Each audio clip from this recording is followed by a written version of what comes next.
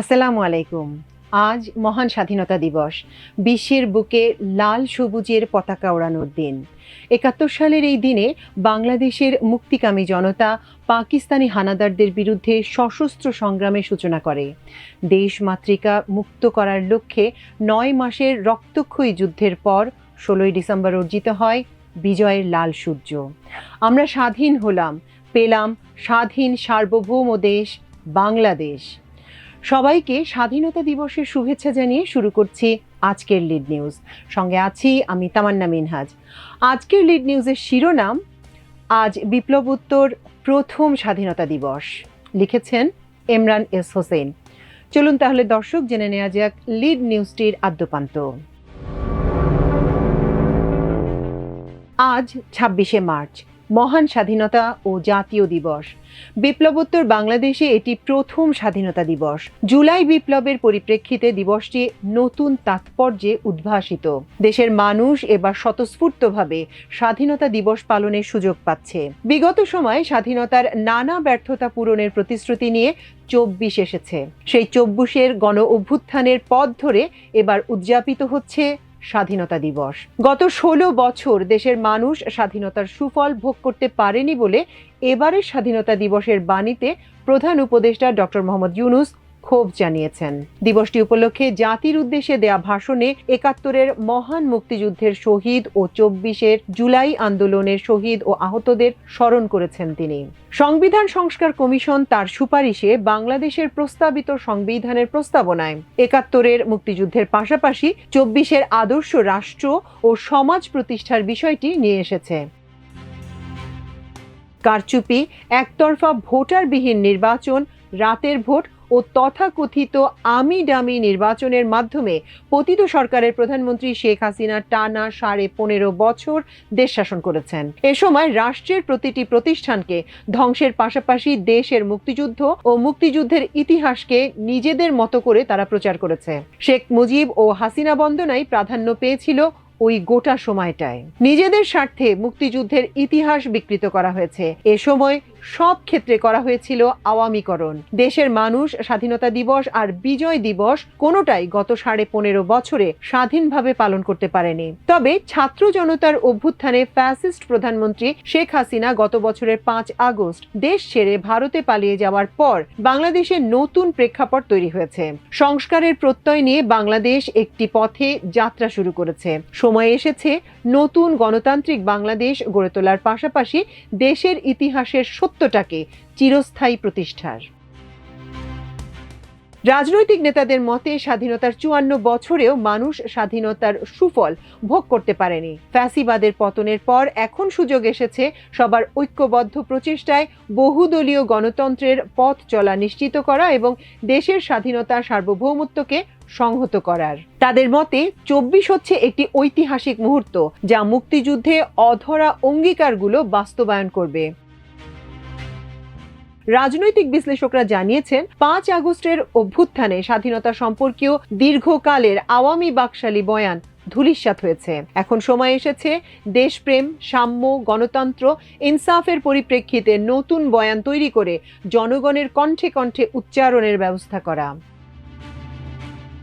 স্বাধীনতা দিবস উপলক্ষে গতকাল প্রধান উপদেষ্টা ডক্টর মোহাম্মদ ইউনূস জাতির উদ্দেশ্যে দেয়া ভাষণে ৭১-এর মহান মুক্তিযুদ্ধের বীর শহীদদের স্মরণের পাশাপাশি ২৪-এর জুলাই অভ্যুত্থানের শহীদ ও আহতদের প্রতি সমগ্র জাতির পক্ষ থেকে সশ্রদ্ধ সালাম জানিয়েছেন। ভাষণে তিনি বলেন, জুলাই গণ অভ্যুত্থানে আমাদেরকে যে বৈষম্যহীন বাংলাদেশ গড়ার স্বপ্ন পূরণের সুযোগ এনে দিয়েছে, সেই সুযোগ আমরা কাজে লাগাতে চাই। এদিকে দিবসটি উপলক্ষে এক বাণীতে প্রধান উপদেষ্টা বলেন, গত ১৬ বছর দেশের মানুষ স্বাধীনতার সুফল ভোগ করতে পারেনি। স্বৈরাচারী শাসক জগদ্দল পাথরের মতো জনগণের ঘাড়ে চেপে বসে তাদের স্বাধীনতা ও মৌলিক সব অধিকার কেড়ে নিয়েছিল। ছাত্র শ্রমিক জনতার সফল গণ অভ্যুত্থান দেশের মানুষকে স্বৈরাচারের রাহুগ্রাস থেকে মুক্ত করেছে। তিনি বলেন, স্বাধীনতার কাঙ্ক্ষিত লক্ষ্য অর্জনে গণতন্ত্রকে শক্তিশালী করার পাশাপাশি পরম সহিষ্ণুতা, মানবাধিকার ও আইনের শাসন সুসংহত করতে হবে।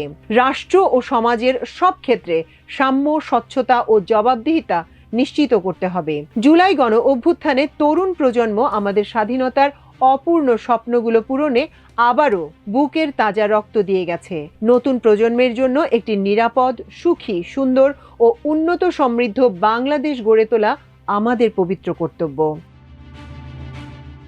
দিবসটি উপলক্ষে রাষ্ট্রপতি মোহাম্মদ শাহাবুদ্দিন তার বাণীতে বলেন, স্বাধীনতার কাঙ্ক্ষিত লক্ষ্য অর্জনে গণতন্ত্রকে শক্তিশালী করার পাশাপাশি পরম সহিষ্ণুতা, মানবাধিকার ও আইনের শাসন সুসংহত করতে হবে। রাষ্ট্র ও সমাজের সব ক্ষেত্রে সাম্য, স্বচ্ছতা ও জবাবদিহিতা নিশ্চিত করতে হবে।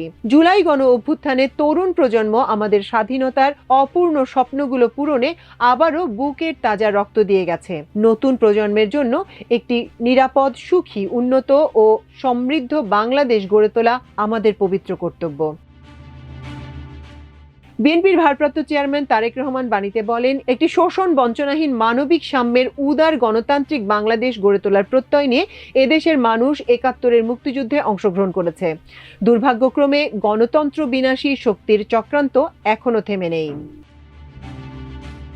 বিপ্লবোত্তর বাংলাদেশের প্রথম স্বাধীনতা দিবস উপলক্ষে আমার দেশকে দেয়া এক প্রতিক্রিয়ায় জাতীয় নাগরিক পার্টি বা এনসিপির যুগ্ম আহ্বায়ক ও সংস্কার বিষয়ক সমন্বয় কমিটির কোঅর্ডিনেটর সারওয়ার তুষার স্বাধীন দেশ হিসেবে বাংলাদেশকে বিশ্বের মানচিত্রে জায়গা করে নেয়া একটা বড় অর্জন বলে উল্লেখ করেন।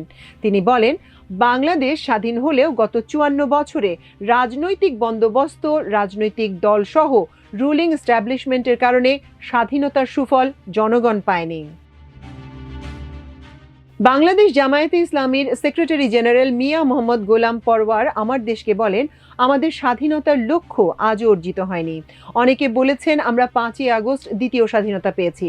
ফ্যাসিবাদের বিদায়ের কারণে দেশবাসী আশাবাদ ব্যক্ত করে যে সাম্য, মানবিক মর্যাদা, সামাজিক সুবিচার, যেটা আমাদের মুক্তিযুদ্ধ এবং স্বাধীনতার লক্ষ্য ছিল, সেটা এবার প্রতিষ্ঠা করার জন্য ফ্যাসিবাদ বিরোধী জনতা ঐক্যবদ্ধভাবে চেষ্টা করবে। এবারের স্বাধীনতা দিবস আমাদের এরকম একটা আশাবাদ নিয়ে উদযাপন করছি। বিএনপির স্থায়ী কমিটির সদস্য সালাউদ্দিন আহমেদ বলেন, স্বাধীনতা দিবসকে নতুনভাবে দেখার কিছু নেই, তবে উদযাপনটা কিভাবে হবে এবার হচ্ছে সেটাই বিষয়। স্বাধীনতা দিবস বাংলাদেশের ঐতিহাসিক গুরুত্বপূর্ণ দিনগুলোর মধ্যে অন্যতম। দীর্ঘদিন আমরা বাংলাদেশের স্বাধীনতা দিবসটিকে স্বাধীনভাবে উদযাপন করতে পারিনি। আমরা পুনরায় যেন স্বাধীন হয়েছি এমনটা ভেবে এই দিবসটিকে উদযাপন করছি। প্রফেসর ডক্টর মাহবুবুল্লাহ বলেন, স্বাধীনতা ও স্বাধীনতা দিবস সম্পর্কে দীর্ঘকাল ধরে যে আওয়ামী লীগ বাকশালী বয়ান চলছিল, সেই বয়ান ৫ আগস্টের অভ্যুত্থানের মধ্যে দিয়ে ধূলিসাৎ হয়ে গেছে। এখন প্রয়োজন সেই বয়ানের পরিবর্তে দেশপ্রেম, মানুষের প্রতি ভালোবাসা, সাম্য, গণতন্ত্র, ইনসাফের পরিপ্রেক্ষিতে নতুন একটি বয়ান তৈরি করা।